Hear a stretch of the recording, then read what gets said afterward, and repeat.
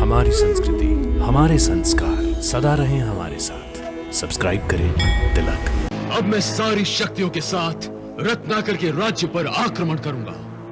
गुरुदेव, क्या मेरे इतने वर्षों की तपस्या और इतनी सिद्धियां प्राप्त करने के बाद भी आप मुझे आक्रमण करने की आज्ञा नहीं देंगे? अवश्य दूंगा राक्षस राज भैरव, अवश्य दूंगा। इसी आज्ञा को देने के लिए ही तो मैं अब तक जीवित हूं।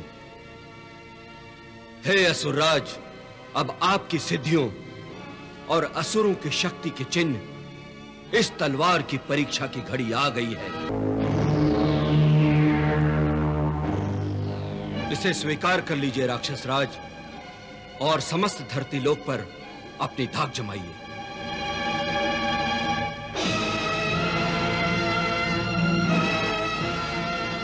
अवश्य गुरुदेव, अवश्य।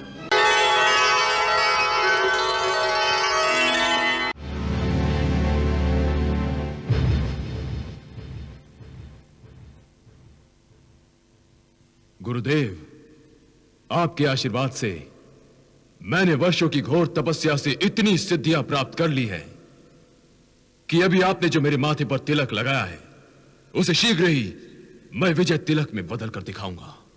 अवश्य महाराज भैरव, अवश्य विजयी होंगे। मेरा आशीर्वाद आपके साथ है। अब मैं सारी शक्तियों के साथ रत्नाकर के राज्य पर आक्रमण करूंगा। गुरुदेव, क्या मेरे इतने वर्षों की तपस्या और इतनी सिद्धियां प्राप्त करने के बाद भी आप मुझे आक्रमण करने की आज्ञा नहीं देंगे? अवश्य दूंगा राक्षस राज भैरव, अवश्य दूंगा। इसी आज्ञा को देने के लिए ही तो मैं अब तक जीवित हूं।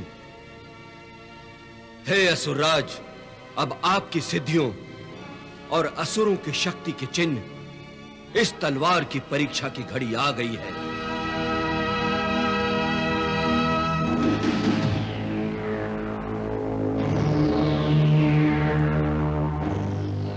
इसे स्वीकार कर लीजिए राक्षस राज, और समस्त धरती लोक पर अपनी धाक जमाइए।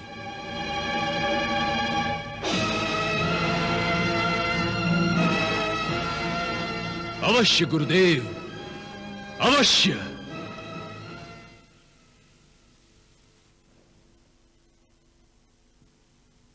भैरव, तुम तपस्या से लौटते ही युद्ध और आक्रमण की बातें करने लगे हो। तुम भी अपने पिता पर गए हो। पिता पर गया हूं तो उसमें बुरा ही क्या है?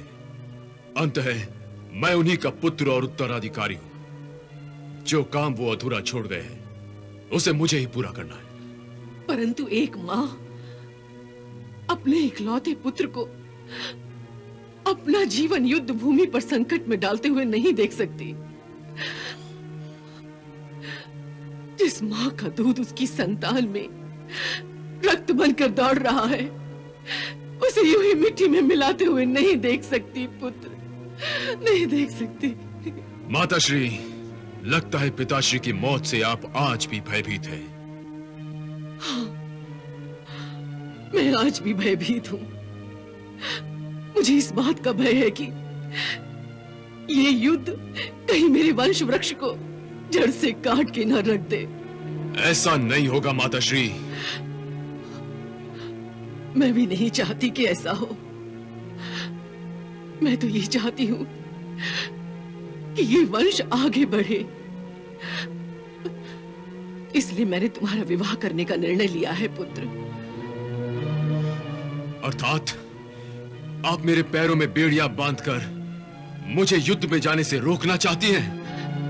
मैं तो तुम्हें कदापि नहीं रोकूंगी पुत्र, परंतु एक सुंदरी तुम्हें अवश्य रोक पाएगी।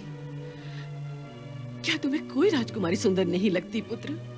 सुंदर तो लगती है, परंतु उनमें से कोई भी वैष्णव नहीं है। वैष्णव? तुम वैष्णव से विवाह करना चाहते हो? हाँ माताश्री। परंतु तुम तो उसे अपने शत्रु समझते हो, उससे युद्ध करना चाहते हो। हाँ, परंतु मैं युद्ध को युद्ध नहीं, स्वयंवर समझकर लड़ना चाहता हूं। मैं अपनी शक्ति और पराक्रम से उसे जीतना चाहता हूं और उसे जीवन भर के लिए अपनी बंदी बनाना चाहता हूं। तुम शत्रुता समाप्त करके उससे विवाह कर सकते हो, फिर युद्ध करके ही उससे विवाह करना क्यों चाहते हो? इसलिए कि पहले मुझे अपनी पिता की उस हत्या का बदला लेना है। मेरी मानो तो युद्ध को भूल जाओ पुत्र, और वैष्णव से विवाह का प्रस्ताव भेज दो। मैं जानता हूं वो नहीं मानेंगे, फिर भी आपका सुझाव मुझे स्वीकार है, क्योंकि वैष्णव के मेरे विवाह के प्रस्ताव को ठोकर मार देने से ही मेरे लिए युद्ध का बहाना बन जाएगा।